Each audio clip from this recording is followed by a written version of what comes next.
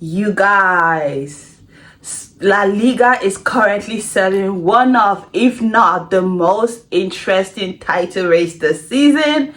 And if you haven't been keeping up, well, sit back and relax. Let me put you on game, because Real Madrid have just lost to Real Betis 2-1 in Seville, and this has serious consequences for the title race. But before we do that, well, hey guys, if you haven't seen my face before, you've never come across my channel, well, I am just Max, and on this channel we talk about football from La Liga to the Premier League and much more. If that's something you're interested in, well, what are you waiting for? Sit back, be my friend, be my homie. Remember to like, subscribe, and share. But let's get into it.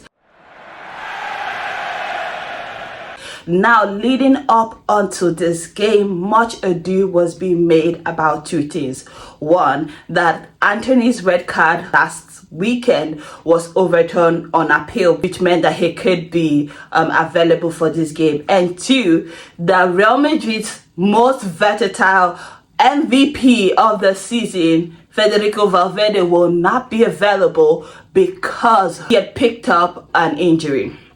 Now, if you knew anything about what's going on in Real Madrid this season, you know that for all the problems that has happened to Real Madrid, Federico Valverde seemed to have been the answer.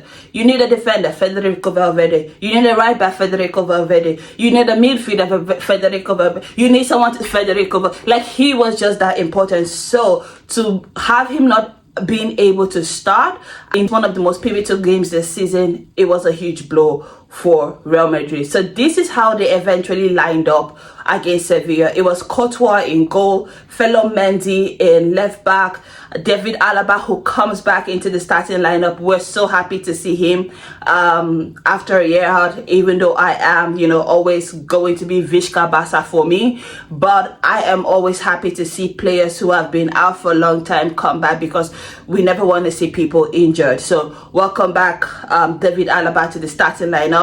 We did have Antonio Rudiger in pairing up with him in centre back, and Lucas Vazquez in right back. Now, if you've been following my commentary of Real Madrid matches this season, you would know that Lucas Vazquez ain't it, but that's what they got. Real Madrid's lineup this season has been battered by injury, so beggars can be choosers. We move on to the midfield, and Brahim Diaz comes in for Federico Valverde, who is now out injured. Aurelien Tchouameni goes back into the midfield. If you have been following Real Madrid matches, you would know that Tchouameni has been playing in centre back before, so it's really nice to have Rudiger and Alaba being able to return back to their natural positions, so that Tchouameni can then push forward into his much preferred midfield. And then there was Modric, who rounded out the midfield. And up front, we had Vinicius Jr., Kylian Mbappe, and Rodrigo. There is no Jude Bellingham in this lineup, because Bellingham did get a red card and is still serving that suspension. For Real Betis, it was Adrian in goal, Sabali in left back, Marc Bartra, who is Vizca Barça alumni, comes into centre back, and I was hoping that Marc Bartra will put in a performance for Barcelona, and boy, did he show up. Yes. And then we had Diego Llorente partnering up with Marc Bartra in centre back, and Rodriguez in left back. We had Cardoso coming in defense, the American. Altamira also in the midfield, I want to say rather.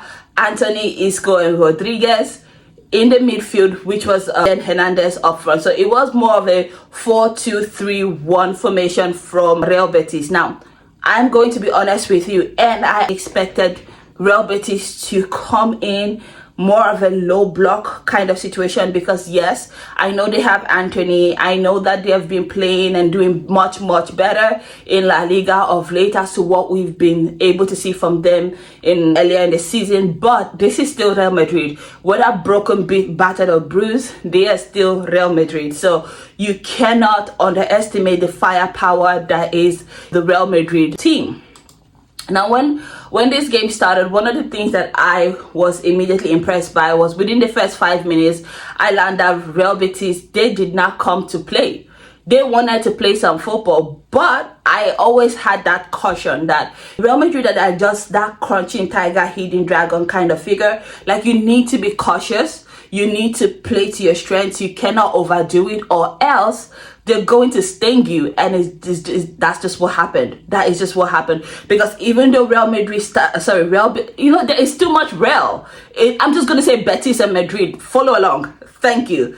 Even though Betis started out really good in that first 5 minutes, Madrid actually ultimately ended up coming into their own. They started to play a little bit more. And there's something that I did notice within the first, I want to say 20 minutes of the game, which was that Madrid were playing those long balls over the top. If you watch the Copa del Rey match in midweek, you will see that the goal against Real Sociedad, again, anyway, the goal against Real Sociedad came through over the top diagonal ball from Jude Bellingham to Endrick, which was how they were able to get the goal. So I was seeing a little bit more of that in this game in the opening stages.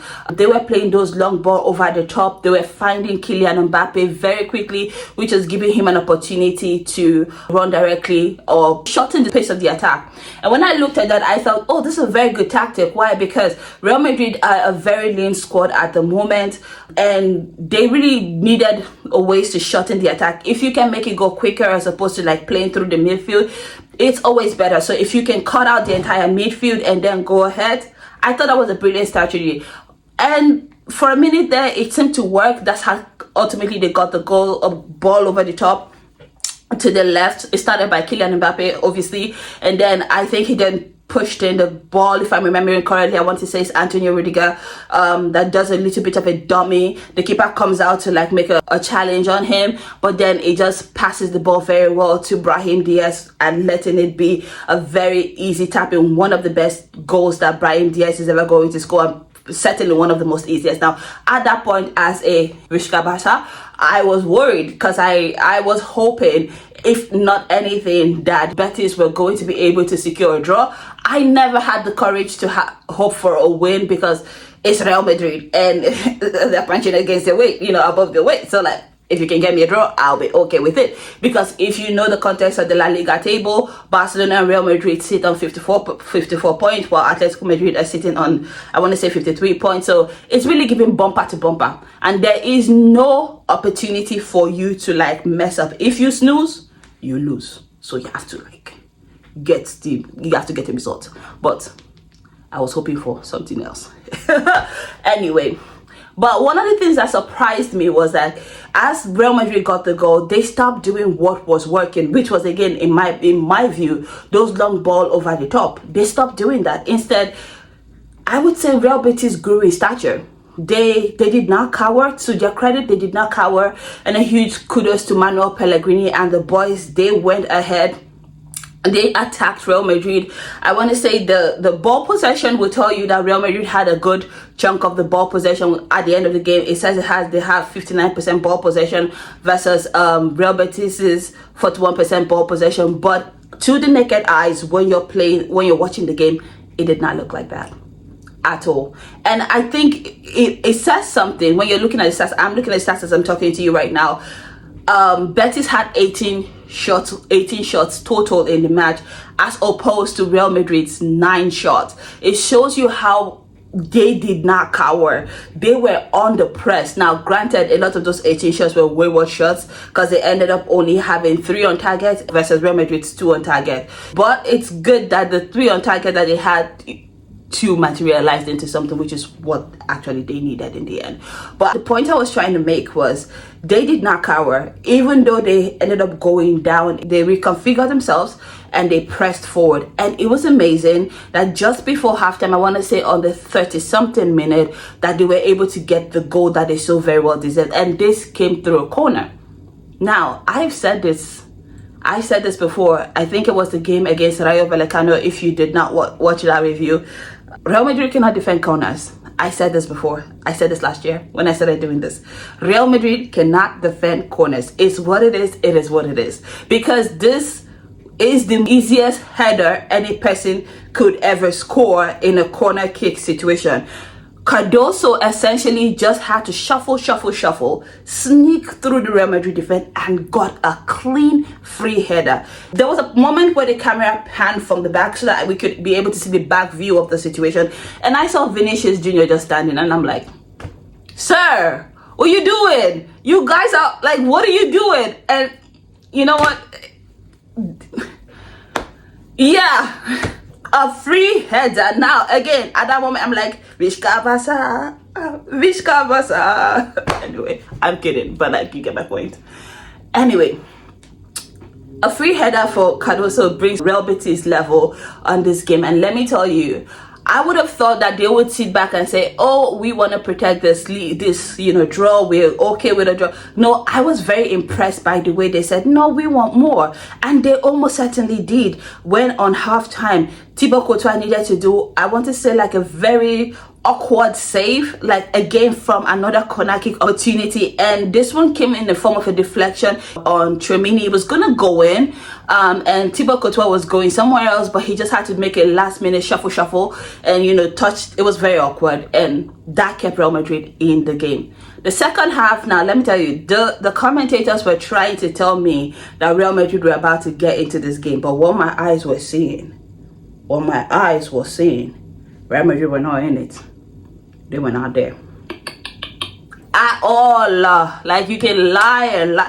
They were not there. It was constant barrage of attacks from Betis, and I was impressed. And there was something that Betis started to do that I felt, I was like, ooh, this is what I thought Manchester City in the Champions League were going to do. Because I said that this Real Madrid team don't have a defense. I love Alaba for coming back after a year out, but sir, you haven't played a game for a year. It's just the fact they don't have a defense. Antonio Rudiger is the only one in that defense. Lucas Vazquez is a liability, and fellow Mendy, you never know what you get. It's just the truth. It's just what it is. And I think he also is just coming back from injury as well. So they don't really have a stable defense. And I honestly thought that teams will have their way with Real Madrid this season. But I think that one of the things that made teams lose to Real Madrid so often is because of the name Real Madrid. You come into the game and you've given them so much respect before the match even starts. What Real Betis, in my eyes, started to do in the second half was what I expected Manchester City to do in the Etihad and certainly at the Bernabeu that they didn't do. I expected them to run against that Real Madrid defense and test it. There was that 10-minute stretch where they were able to play 2 passes and split the Real Madrid defense, and I was like, wow, love it, yes. And it's not even because I'm a Barça fan. No. It's just because, like, it was intelligent play. Granted that Real Madrid had stopped doing much of the things that was giving them success in the first half, which was those big long balls over the top. They stopped doing that for some reason. Well, I wanted to say for what reason, I don't know, but I really know because they couldn't get out of their own half. It's really the truth. Betis had them pinned. And then with those 2 balls split, and then you are behind the defense. That was how the second goal came. Because I love this guy, who I forget his name, who was on the ball. Like, he just carried the ball, and he knew that if he waited and held a little bit long, they will foul him in that penalty. And like clockwork, Antonio Rudiger did, and I was like, beep, penalty. And let me tell you something, I have to give kudos to Rudiger for not protesting. He took that on the chin. He said, yes, I made the foul, give me my yellow card, it's okay. I messed up, I know that. Because many people will be like,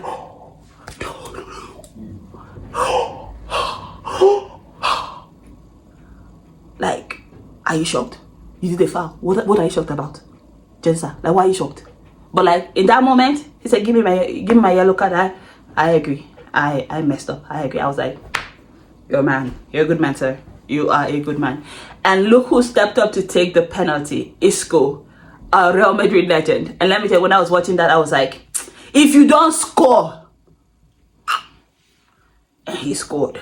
And he celebrated. He went and kissed his wife. I say, you're the man.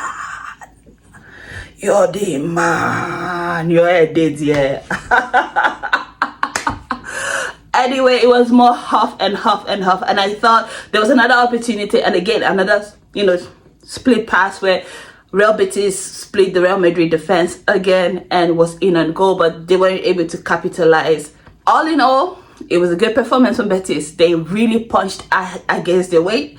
They really punched ahead of their weight, and they got a good result today. And this has a huge impact for the La Liga, because now Real Madrid did not, if they had taken a draw, I think they would have been okay with it, but they just didn't bring anything in that department. They were just sorely lacking. Mbappe had a very bad game, and granted, they said he had a tooth issue in midweek, so maybe he was not feeling his best. Vinicius Jr. was just doing Vinicius Jr. things, which was like nothing actually, but like a lot of anger issues on the pitch. There was just not that connectivity. They did bring in Arda Güler and Endrick to see what could happen. Endrick did have a couple of opportunities where he could have done something, but at the end of the day, nothing really happened. Real Madrid have now dropped all 3 points. Atletico Madrid are going next, so we're going to be back shortly to talk about the Atletico Madrid game, because it could be a glorious day. Somebody said, I saw this on Twitter, somebody said, weekend way go sweet, now from Friday you go no. Let me know what you thought about this game in the comments. A few moments later. When I tell you that this is the best title race in Europe right now, I'm in business, because Atletico Madrid have now just won against Athletic Club, and it was no easy feat. This was a match that required every bit of tenacity, every bit of grit, every bit of tactical magic to pull out. Now, again, I've always said this, I'm very honest, I'm very much Visca Barça. This win was not in my best interest, but above being a Barcelona fan, I'm ultimately a football fan, and to see the way these two teams played, that is Atletico Madrid and Athletic Club, it was just an exhibition. I do feel bad and gutted for Athletic Club. I felt that they did deserve the win, more like they should have gotten some kind of a result from this game, but they did not manage to do that at all. Instead, they have dropped all 3 points, and yeah, we need to talk about it.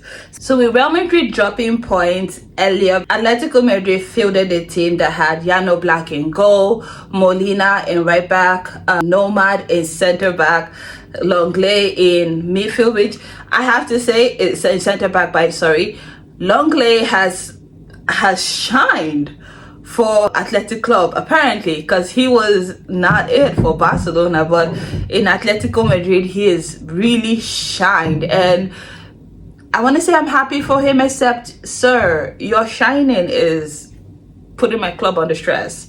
Javi Galán also comes back in left back, and if you remember Javi Galán from this midweek match between Atletico Madrid and Barcelona, you would remember that he was that defender that Lamine Yamal turned every way but loose in that game. He went through it. He was really suffering, but he reprises his role in that left back position for Atletico Madrid. And then we have Simeone, Rodrigo de Paul, Barrios, and Simolina make up the, I want to say, the second line of defense for Atletico Madrid. Antoine Griezmann, Barengay, and Solot. If you remember that game against Barcelona in midweek, Alexander Solot, the bane of Barcelona's existence, thanks to that magnificent performance against Barcelona, makes it to the starting lineup and forms the front three for Atletico Madrid. For Athletic Club, we had Unai Simon in the goal, which is a very familiar figure in the Madrid area. Then we have Berechi, Alvarez, Vivian, and Goro Sabel in the defensive line. Jorel Giza and Ruiz de Galarreta in the midfield. Nico Williams, Gomez, and Iñaki from the front three for Athletic Club. And from the get-go, we knew, like for me personally, I knew that Atletico Madrid would want to take advantage of Real Madrid's slip up in the title race to, make a claim, make a stake for themselves. The spot at the top of La Liga has changed so many times this season. It's been ridiculous, and so this was another opportunity for it to change after Real Madrid slip up. Remember, I said it was what? It was bumper to bumper. You have to constantly win. If you snooze, you what? You lose. And Atletico Madrid, they came in, they played. Granted, this was a very, very tight game. There wasn't really much opportunities, in my opinion, watching it from the eye test. It was very difficult. I watched this match because I have a vested interest in seeing this to the end. I really wanted to see how each teams are going to perform. They were both evenly matched, in my opinion. It was very tight, very cagey in that first half. There was little to no chances created. Yes, there were chances, there were shots that were being taken. If you look at the statistics of the game, they will tell you that Atletico Madrid had 12 shots and Athletic Club had 15 shots, but only 4 of those was on target for the entire match. And for Athletic Club, only 3 of those was on target. Now, those Athletic Club 3, oh my goodness. We're going to talk about that much later. The ball possession stats, Atletico Madrid, you see, these names are putting me through it. First, I was talking about Real Madrid and Real Betis, and now I'm talking about Athletic Club and Atletico Madrid. It's really giving a lot. But anyway, walk with me here. We're going to power through, okay? We got this. Anyway, Atletico Madrid had 51% of the ball possession, but did really nothing with it, if we're being honest. And Athletic Club had 49% of the ball possession. In that first half, it was very nervy, it was very cagey. Nothing of note really happened, in my opinion. I felt like they were a little bit nervous. They recognized the opportunity, because let me tell you, if you watch that atmosphere from the Wanda Metropolitano, the crowd, they showed up and they showed out for Atletico Madrid, sorry. They showed out and they showed up. They were bumping and they roared this team. And I want to give kudos to Diego Simeone for being able to say, you know what, it's not really worked out. Alexander Sørloth has not really been as efficient against Athletic Club as he was against Barcelona. It's not really worked out. And then in the second half, he brings on the big money signing, the big money man, the 90 million man, Julián Álvarez. Now, I want to take a minute and say this to everybody. Julián Álvarez is one of, if not the most underrated and disrespected players ever in modern day football. And here's why. Every now and then, I will be passing the streets of the football, whether football Twitter or football TikTok or YouTube on here, and somebody somewhere will have the brilliant idea to ask, what has Julián Álvarez done in his career? Yada, yada, yada, boom, boom, ka. Listen to me when I tell you this. This man is a whole Champions League winner. This man is a whole Premier League winner. This man has won the Copa. This man is a world champion. He has literally won every title there is to win, and he's just 24, 25? Let me know in the comment section how old Julián Álvarez is. He's really that young, and he's literally completed football. Now you might ask, oh, but who are the cast? Did he play that? He played an integral part. He played an integral part in Argentina's World Cup winning squad. He was very useful for Pep Guardiola's Champions League winning squad. Yes, he wasn't the starting striker, but when they needed him, he came on, he did what needed to be done, and went home. That was his job, and he did it well. And since coming to Atletico Madrid and being this main man, he's been a revelation. I feel like Atletico Madrid got a bargain. Manchester City need to go back to Atletico Madrid and say, listen, we need to renegotiate this deal, because it seems like you guys have cheated us. Because this guy, every time, he turns it up for Atletico Madrid. Every time they need a goal in a tight game, go check all the games that Atletico Madrid have won 1-0 this season. Go check and see how many of those Julián Álvarez is responsible for. Like, he's really been that good for Atletico Madrid, even against Barcelona in midweek. Now, I hated every bit of that game because it had my EKG going, but he started it on 2 minutes, being able to boom boom, and get them up. Even this goal against Athletic Club have put in a masterclass in defense. They had a very good defensive backline, so to be able to time his run, to be able to find that very tight line of defense, and then he scored with his weaker foot. You're the man, sir. You are you. Like, I don't care what anybody says. I don't want to be hearing anybody talking any kind of way about Julián Álvarez. Julián Álvarez is him. Is him. He's really that good. 90 million is a bargain for him. In this landscape, no, he's really that good. And there goes my Julián Álvarez, I want to say, appreciation moment. Now, this match, it did not end there after that goal.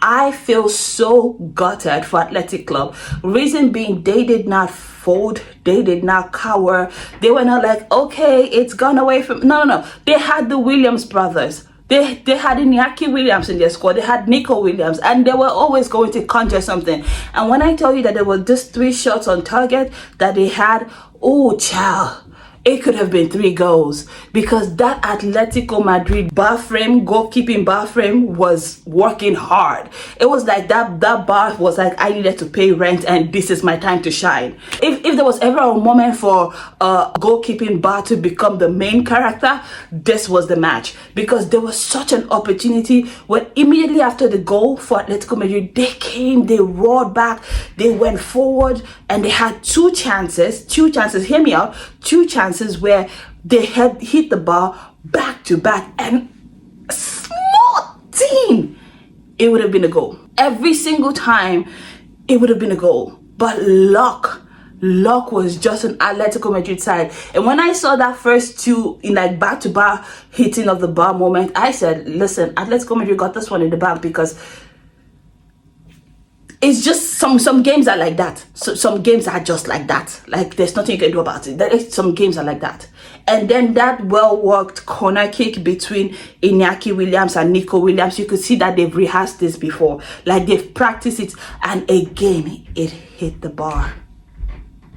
It hit the bar. And I was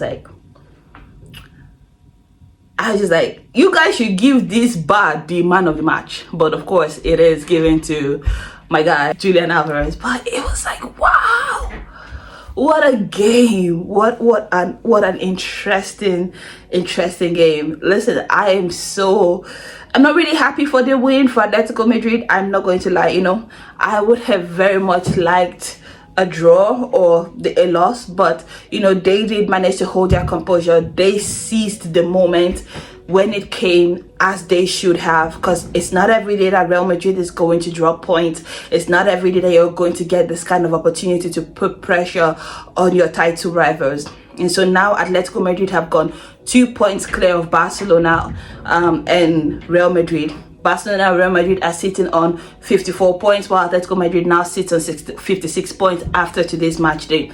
Now, granted, Barcelona will play Real Sociedad later, so they do have an opportunity to go back to the top of the La Liga table, but ultimately this is advantage Atletico Madrid. This is very much a pressure situation for Barcelona. They cannot afford, I don't like saying these things because it's going to jinx my team, I don't want to talk about so I'm not going to go you get what I'm trying to say.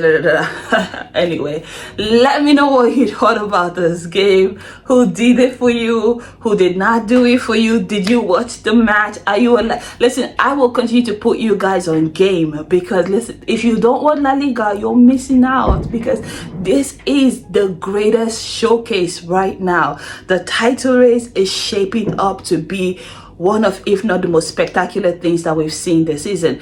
I am so happy for Atletico Madrid. Well, I'm not really, let's be honest. But Atletico Madrid's next run of games, 9 run of games, they've played 2, so I'm going to say 7 remaining. But initially, in the initial 9 run of games from last week, they had to play Barcelona and Real Madrid 5 times. So in those 5 times, at least and now Athletic Club, they've gotten a win.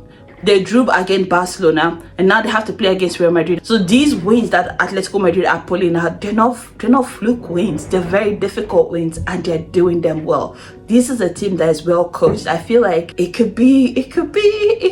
I don't want it to be, but it could be. But let me know what you think in the comment section. I am so excited to hear your thoughts on this game. But until next time, thank you and see you. Remember to follow, like, and do other things. All right, bye bye.